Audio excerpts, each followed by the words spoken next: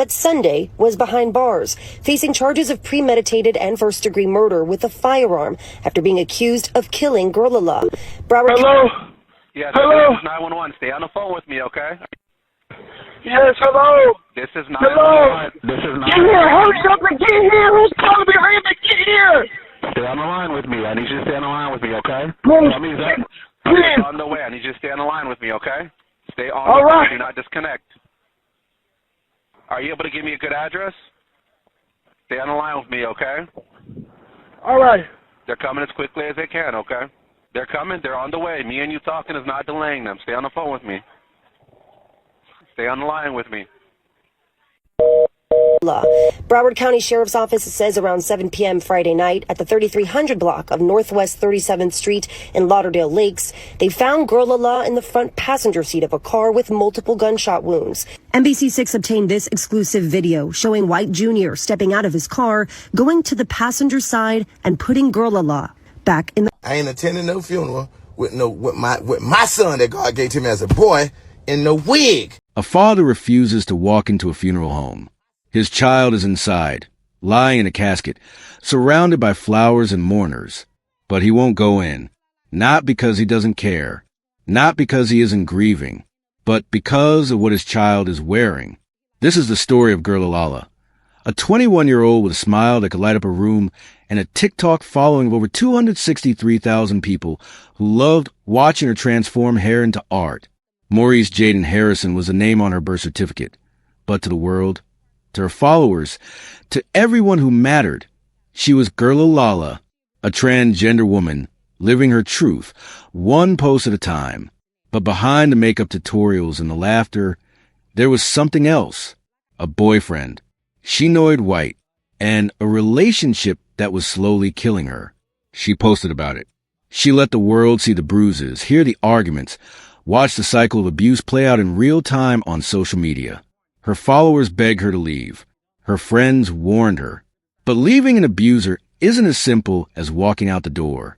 And on one horrible day, Shinoid White made sure she'd never walk anywhere again. GIRLALA was murdered by the man who claimed to love her. And then came the funeral, the place where families are supposed to come together and mourn. But instead, it became a battlefield. Her father made an announcement that shook everyone. If she's dressed as a woman in that casket, I'm not coming inside. He wanted his son buried as a boy, not the daughter the world knew, not the woman GIRLALA fought so hard to become, just a son he remembered, or maybe the son he wished she'd stayed. Her mother disagreed. Her sister disagreed. Friends were outraged. And suddenly, a funeral turned into a public fight about identity, respect, and who gets to decide how we're remembered when we're gone. So here's the question I want you to think about as we go through the story. When someone dies, who has the right to define who they were? The family who raised them, or the person they became? Before we go any further, do me a favor. Hit that subscribe button and turn on your notifications. Stories like GIRLALA's need to be told, and your support makes sure we can keep shining a light on cases that matter. Drop a comment and let me know. Have you ever seen a family divided like this? What would you do in this situation? Now let's hear from the people who knew her best. Of course, when my girlfriend made me mad, I had to bite her. The former college football player at the center of a murder investigation. I like women and trans women. It's called being trans attracted. And now the family making headlines themselves at odds over what GIRLALA should be wearing at her own funeral. I ain't attending no funeral with my son that God gave to me as a boy in no wig. I'm Justin Carter and this is TSR Investigates. But before we get into it, roommates, for more TSR Investigates, make sure you go ahead and like this video and subscribe to the Shade Room's YouTube channel for new weekly episodes of this show and more. This is the kind of stuff that as trans folks, we're always telling people that we have to be aware of, that we can be killed, especially by people that we know, and sometimes by people that we say we love. The news has not only rocked the trans community, but GIRLALA's nearly 500,000 followers on social media. This happened on November 14th in Lauderdale Lakes, Florida. And just as the sun had set, A 911 call, someone frantically asking for help. In fact, it was the suspect, 25-year-old Shanoid White Jr., who police say moments before had shot his transgender girlfriend and influencer, 21-year-old Maurice Harrison, also known as GIRLALA. What he didn't know at the time, that there was a Tesla recording the entire encounter just a few doors down. Stay on the phone with me, okay?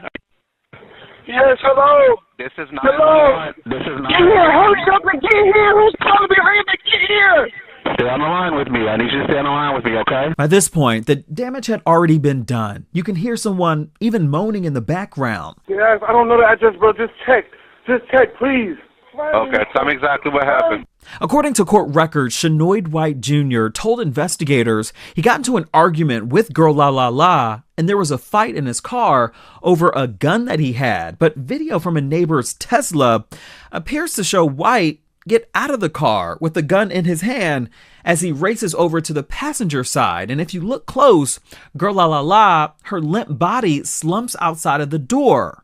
White seems to pull her up by her hair to then get her back into the car. Did you see that video? I didn't. It's too traumatizing. Tori Cooper of the Human Rights Campaign Foundation says it's crushing. Angered by it. The HRC, they track violence against transgender and gender expansive people every year. And since 2013, nearly 61% of fatal crimes against the community were Black trans women. 60% of those cases, it's with a gun.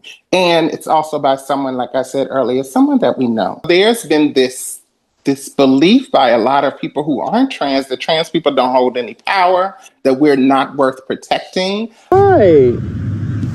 What we leaving for? And from the outside, GIRLALA seemed to trust being around White for the most part. They were on and off again for about 3 years. I like women. I like trans women, okay? What they call that is, they call that being trans attracted. But I also like women. I'm not pansexual, because that mean you date anybody. I'm not bisexual, because that mean technically I like men. No. I like women and trans women. There's a name for that. It's called being trans attracted. But it was hard not to see the signs. In one video, you can see GIRLALA had a bite mark. Of course, when my girlfriend made me mad, I had to bite her. Another video, she's hiding at a McDonald's. The nigga decided to pop up to my friend's house trying to kill me. Like, this boy is cuckoo for Cocoa Puffs. Like, bruh. At a vigil last week, loved ones speaking out just days after she was pronounced dead at the hospital. Everybody is hurt. Don't let his tragedy be in vain, because the person that did it thought he was going to erase him from this earth. Yes, because I think the world saw it, and we saw her loving on someone that was treating her this way. It was hurtful for the world to see this as another trans person that has been through this life for many, many years. Stasha Sanchez, a trans woman and advocate in the community, says it's why she lives her life constantly on swivel and avoids dating certain men. It was really hurtful to see her go through some of the things and witness how we are treated from men. You know, and so I try to protect myself as much as possible. Mentally, you just never know what can happen. White, now locked up on a first-degree murder with a firearm charge.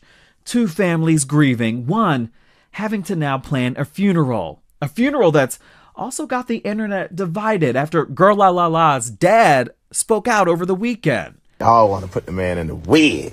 Furious that the family wants to bury GIRLALA as a girl and not the son that he remembers him as. I asked y'all to have Friday.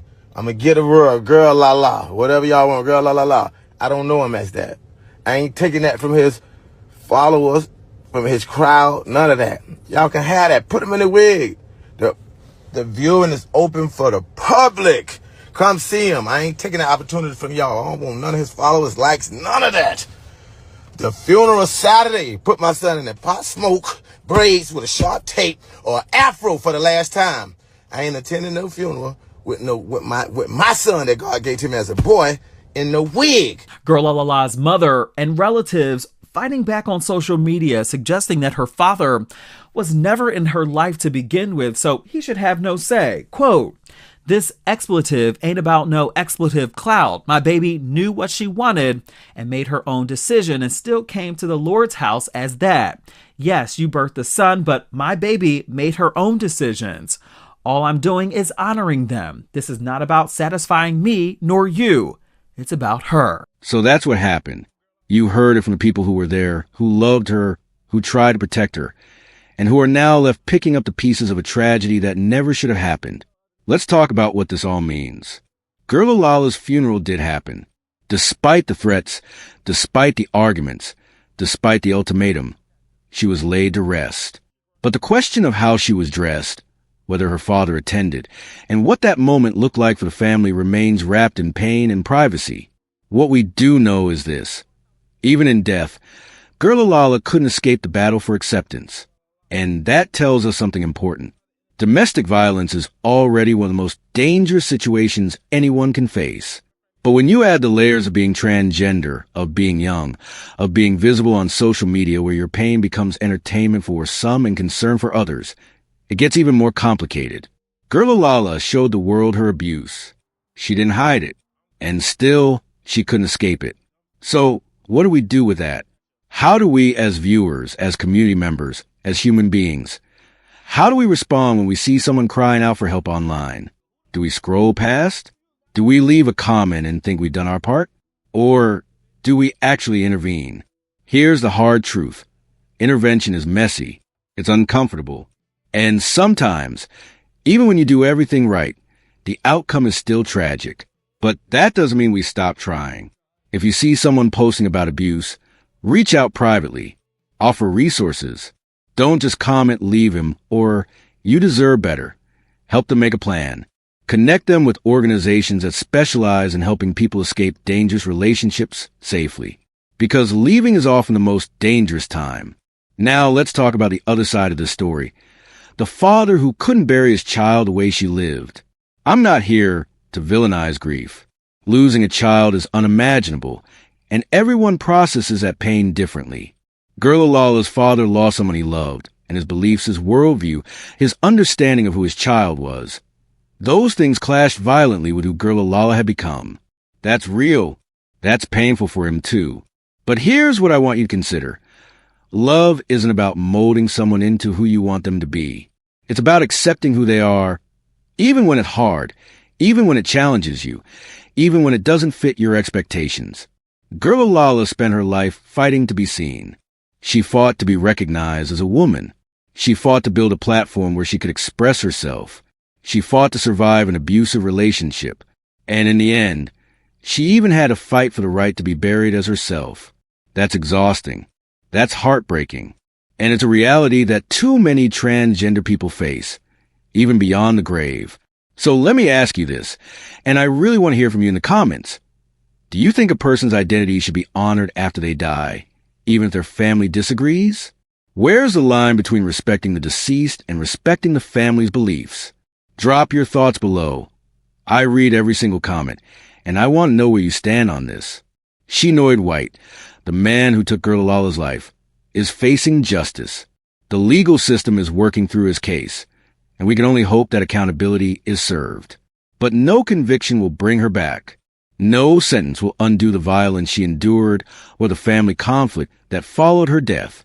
What we're left with is a lesson, a painful, complicated, necessary lesson. GIRLALA wasn't just a TikTok influencer. She wasn't just a hairstylist with magic hands. She was a person who wanted to be loved for who she was. She wanted safety. She wanted respect. She wanted to live authentically without fear. And the world failed her. Her abuser failed her. The systems that should have protected her failed her. And in some ways, even the people who loved her couldn't fully shield her from the harm that was coming. But here's what we can do now. We can remember her correctly. We can say her name, GIRLALA. We can acknowledge the woman she was, not the person others wanted her to be. We can learn from the red flags she showed us. We can be better at spotting abuse, at intervening, at creating spaces where people feel safe enough to leave dangerous situations. And we can have hard conversations about identity, family, and respect, even when those conversations make us uncomfortable. Because comfort isn't the goal here. Understanding is.